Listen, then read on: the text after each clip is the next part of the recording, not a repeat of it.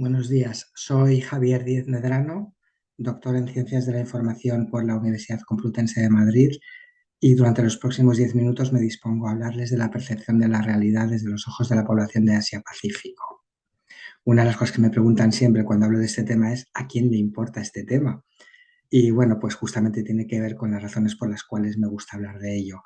Cuando nosotros estamos en un entorno profesional, académico, político, económico, siempre se tiende a decir que como estamos en un entorno globalizado, simplemente con tener internet y hablar distintos idiomas o tener apps que traducen todo, pues todo queda resuelto, porque al final todo es online y es muy difícil interactuar con cualquier persona de cualquier lugar del planeta. Y no es así.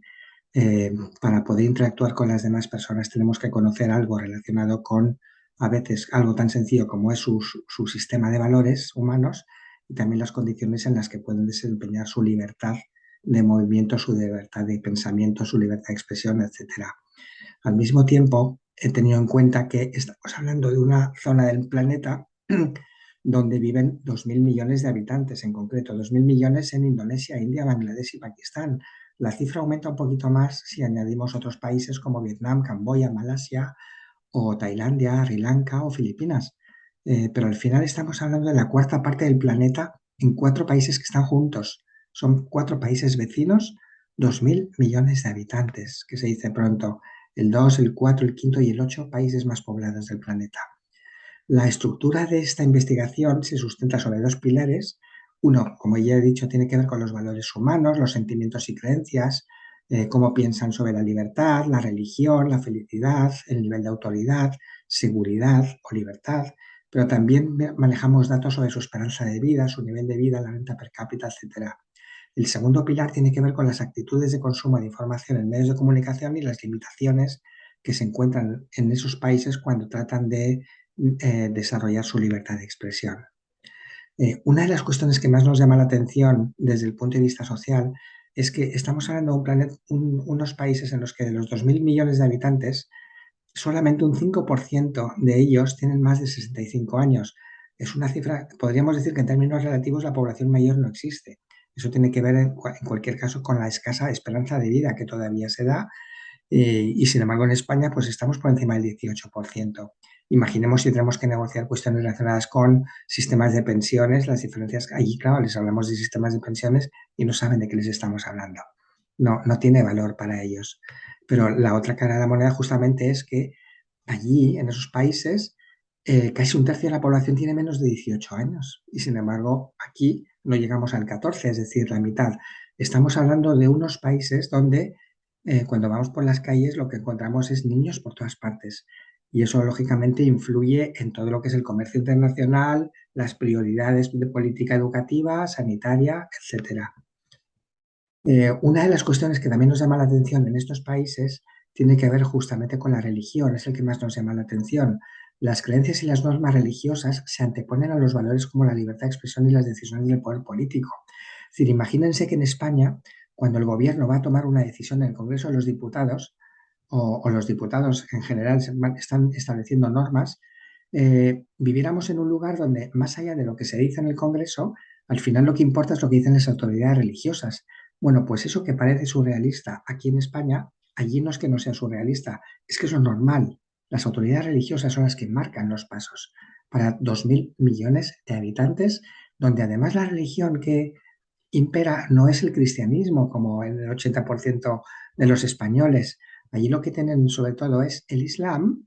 Más del 90% de los seguidores de Indonesia, Bangladesh o Pakistán siguen el Islam y en la India siguen el hinduismo con un 80%. Pero mucho más allá de seguir unas religiones que son diferentes a la nuestra, se da el caso de que para ellos, como ya he apuntado hace un momento, para más del 90% de la población, la religión es súper importante. Sin embargo, en España la religión no tiene ninguna importancia más que, excepto para un 17% de la población, y en algunos países del Occidente, incluso Islandia, los países escandinavos, es incluso más bajo. Hablamos de países donde les preguntamos qué importante es la religión en tu vida y el 90% nos dice que es muy importante. Aquí en España no llega ni al 17%. Eso es muy importante también. Para establecer todas las conclusiones y datos que hemos establecido sobre la investigación en cuestión, nos hemos apoyado en el mapa cultural de Ingelhart y Wenzel, desarrollado durante las últimas décadas, donde se establecen dos ejes para ubicar cómo son los sistemas, cómo son los valores humanos manejados, aceptados o rechazados en distintos países del mundo, sobre dos ejes. Uno que llamaríamos el valor, el que va desde los valores de supervivencia a los valores de autoexpresión.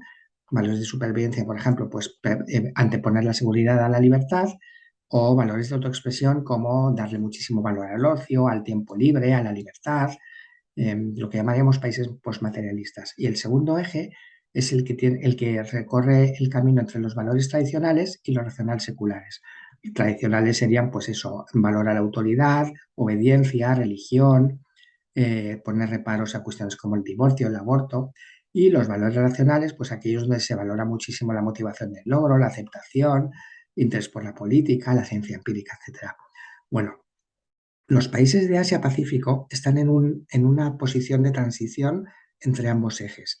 Están más cerca de los valores de autoexpresión que de los de supervivencia, pero están al mismo tiempo mucho más cerca de los valores tradicionales que de los racionales seculares. España, por ejemplo, pues estamos más cerca de los de autoexpresión y de los racionales seculares. Entonces, esto lo tenemos que contemplar si nosotros queremos establecer relaciones de cualquier tipo con las personas de este lugar, que, insisto, son el 25% de la población mundial. Otro de los elementos, que es el segundo pilar, es el que tiene que ver con la exposición a la información y el nivel de libertad de expresión.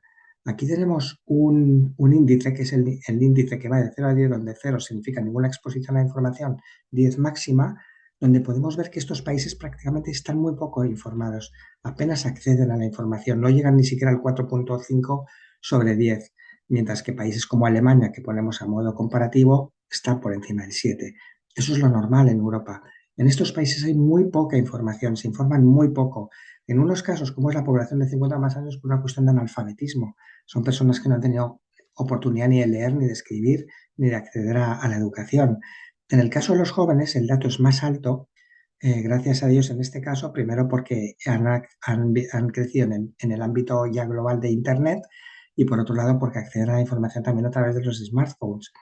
Y eso hace que haya más personas de 18 a 29 en estos países de Asia-Pacífico informados que los de 50. Sin embargo, en Europa, incluyendo España, los de 50 años siguen estando mejor informados, más informados que los menores de 29 años, que tienen muchas lagunas. Otro de los puntos que hemos observado es la libertad de expresión, y que tenemos que considerar también. Nosotros estamos acostumbrados aquí a tener muchísima libertad para opinar. Los medios de comunicación se mueven con cierta libertad a la hora de dar opiniones divergentes con respecto a los poderes político y económico, manifestándonos, interpretando, etcétera, sin ningún temor a perder nuestra seguridad ni nuestra libertad. Pero si miramos uno de los rankings patrocinados por organismos de las Naciones Unidas, observamos que Indonesia, Bangladesh, Pakistán e India están por debajo de 49 en una escala de 0 a 100, donde 0 significa ninguna libertad y 100 máxima libertad. Mientras que países como los escandinavos, en este caso Islandia, que ponemos a modo ejemplo, están casi tocando el nivel 100. Es decir, son países donde prácticamente no existe libertad de expresión, existe muy poca libertad, existe muchísima censura y además penalizada con cárcel, especialmente en Pakistán. Con esto lo que quiero transmitir es una cuestión muy importante, y es que en estos países de Asia-Pacífico, que son un mercado enorme, a ver, 4 países que concentran la cuarta parte de la población cuando hay más de 190 países en el mundo. Son 2.000 millones. Es que es más de 2 veces Europa. Solo 4 países. Tenemos que pensar que cuando nosotros vamos a relacionarnos con ellos, no es una cuestión tan sencilla como pensar si tienen libertad o no tienen libertad. Es que ellos mismos, por ejemplo, saben que tienen censura informativa, saben que la tienen y también saben que tienen una falta de libertad de expresión, pero para ellos lo aceptan como un mal menor, porque piensan que todo eso está pensado para proteger sus creencias y sus tradiciones, y ese es un elemento que ellos valoran más todavía. Entonces, todo esto nosotros lo tenemos que conocer cuando vamos a relacionarnos con ellos. Aceptan la innovación, pero recelan de la interculturalidad. Valoran el tiempo como un bien escaso, pero el trabajo duro lo siguen valorando muchísimo, como una virtud. Mientras que aquí intentamos reducir al mínimo posible el número de horas que trabajamos, allí el trabajo se sigue viendo como algo muy gratificante. Otra cosa es que muchas veces pues, no está bien remunerado, pero bueno, se acogen a lo que yo digo de las creencias religiosas. Entonces, en definitiva, estos son los elementos que yo quería destacar de ustedes, porque muchas veces nos quedamos pensando que simplemente eh, con tener herramientas globales como pueden ser el marketing digital o el comercio, el e-commerce, ya está todo resuelto con las apps que nos traducen los idiomas. Y nos tenemos que dar cuenta que no es así, no es así, es mucho más complejo y aquí tenemos un mercado maravilloso en crecimiento, pero tenemos que conocer cómo piensan, cómo sienten y cómo ven la realidad desde su piel, que es muy diferente a la nuestra. Muchísimas gracias y aquí lo dejo para su discusión. Un saludo.